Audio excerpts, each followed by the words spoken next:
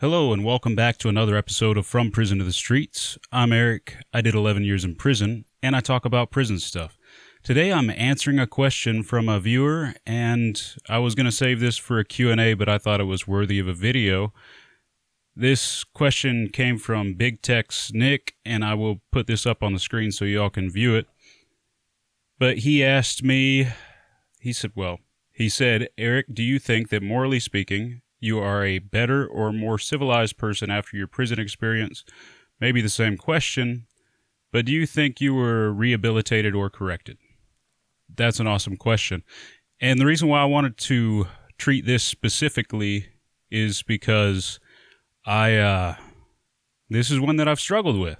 As far as the morally better or more civilized after my prison experience, yes, I feel like I'm more mature, and I think from that maturity I've gained a little bit of moral clarity, and I have some better decision-making skills than I did when I was a kid. Of course, I was 17 years old when I was arrested, and teenagers aren't really known for making the best decisions anyway. But I will say with maturity and some of the experiences that I've been through, I have learned to make better decisions. And that, in turn, has helped my moral compass a bit. I don't think I would attribute that to prison, though. I think that I have arrived at a better place and grown despite what I went through, not because of it, if that makes sense. Usually when guys come out of prison, they don't come out better than when they went in, especially if they go in at a very young age. And I actually think what has helped me most in gaining a little bit of maturity and made me a little bit better when it comes to making decisions and choices has been my time out since prison. I have a wife, 2 kids.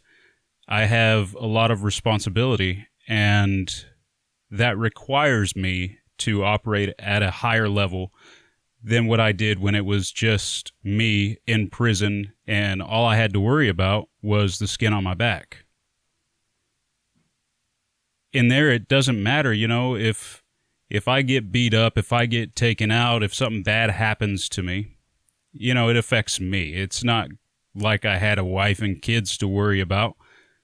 And now that is the deal. I got to take care of myself. I got to make sure that I'm out and about and not locked up, so I can be there for my family. That's had a huge impact on me. And also all of you, because I feel like these videos help people.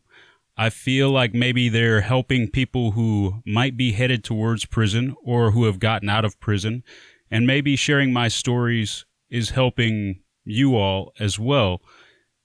So that kind of keeps me accountable. There's a certain level of accountability that comes with being on social media. There's a certain level of accountability that comes with being a father and a husband. There's a certain level of accountability that comes with being an important member of your community. So I think all of that has contributed more to my moral compass and my moral standards and my decision making than anything else. Now, on the other side of that, do I feel like I've been rehabilitated or corrected? This one's a tough one, and I'm just going to say no, because I don't think that growth is ever complete, and I'm not where I think I need to be. One of the reasons why I say that is I have kids, and I went to prison because I kidnapped and shot a pedophile. I can't say how I would respond if someone hurt one of my children or hurt my wife. I don't know what I would do. But do I trust myself to be in that situation? Absolutely not. There's still a lot of anger for people who hurt folks that can't defend themselves, or, they prey on people. I don't like that. So I can't say, because I don't know exactly what I would do in that situation. I can't say that I've been rehabilitated or the behavior that led to me being incarcerated has been corrected. And that's just me trying to be honest. I can't honestly tell you all that I would do things differently. I can't tell you that I would not commit violence against another person. I can't say that with honesty. I don't know if I would react with violence. I don't know what I would do, and I hope I'm never put in that situation. But I can honestly say that I would do what the law considers the right thing. This is another problem that I've had over the years. With a lot of crimes that you go to prison for, you're pretty sure that you did something bad and messed up. And I was pretty young and impressionable when I went in. And I can't count how many times people have told me, you did nothing wrong.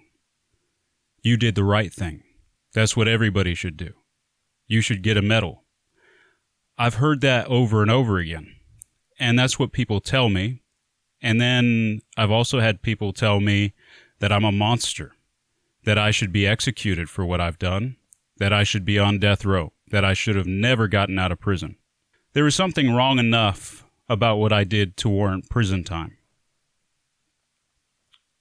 There was something wrong enough about what I did to deserve a punishment from the criminal justice system.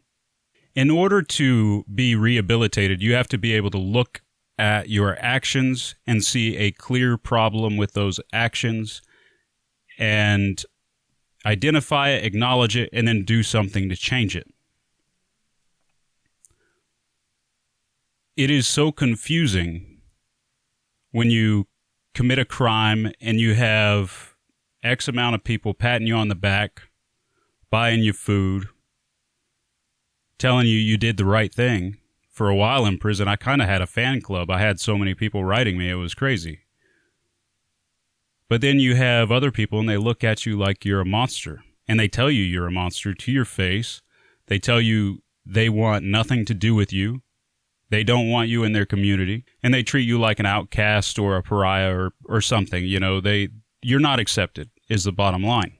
There is, however, a recurring theme in my life. And that theme is violence mixed with anger, right? That, if anything, is what I have needed and what I continue to need to change. I need to change my anger. I need to get a rein in on that, and it still causes me problems now. I'm not where I want to be. I'm miles ahead of where I was, but I'm not where I want to be. Back when I was a teenager, around the time I got locked up, I was a very volatile person. I had a very intense, aggressive temperament. I didn't care about fighting. I would fight at the drop of a hat, and I was loud, and, I was a cocky teenager. I was arrogant, rambunctious. I kind of looked for trouble. And nowadays, that's not where I'm at. I'm pretty much good so long as I'm left alone.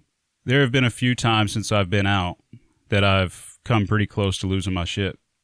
And so far, so good. I've done a pretty good job at maintaining my composure and controlling my actions. It's not always the case. I have lost my shit a couple times since I've been out.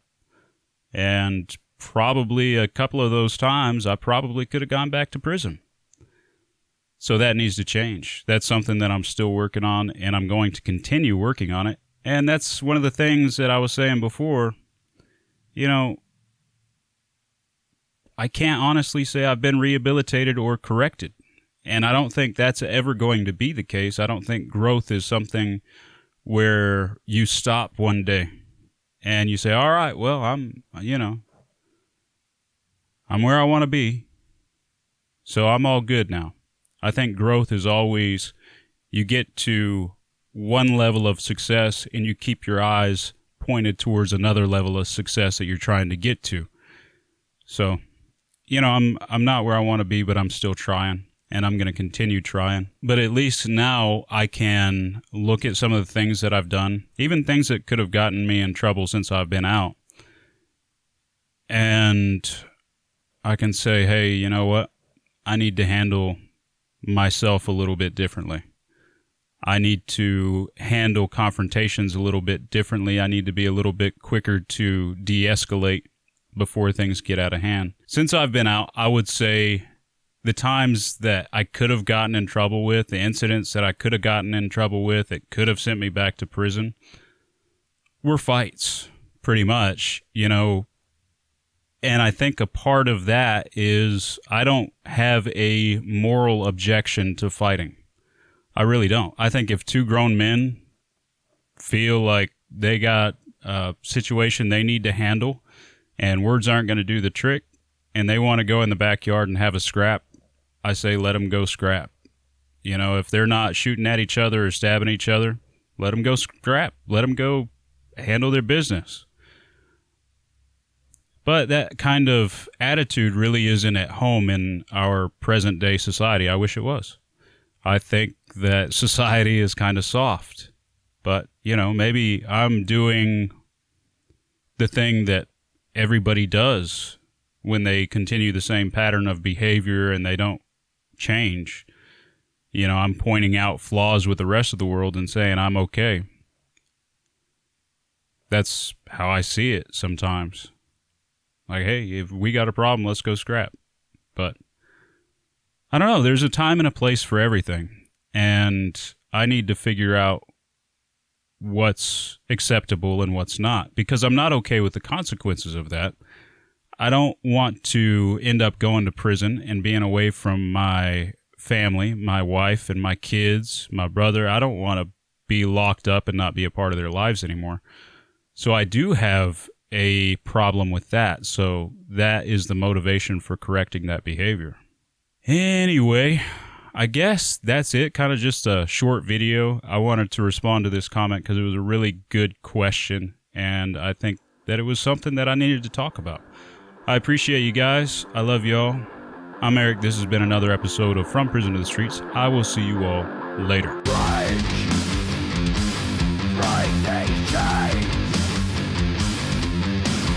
Right,